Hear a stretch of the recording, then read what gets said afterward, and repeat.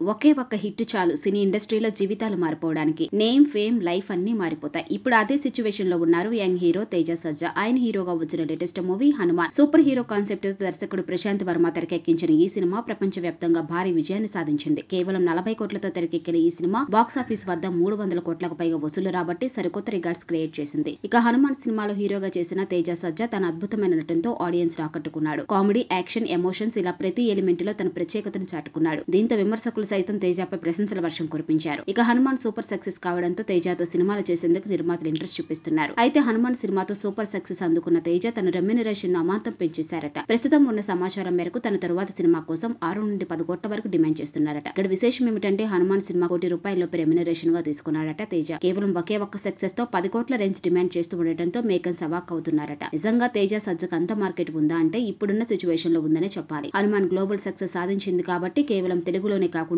మిగతా మార్కెట్ లో తేజ సినిమాలకు మంచి బజ్ క్రియేట్ అయ్యే అవకాశం ఉంది. కాబట్టి తేజ ఆ రేంజ్ లో డిమాండ్ చేయడం న్యాయమే అంటున్నారు నెటిజన్స్.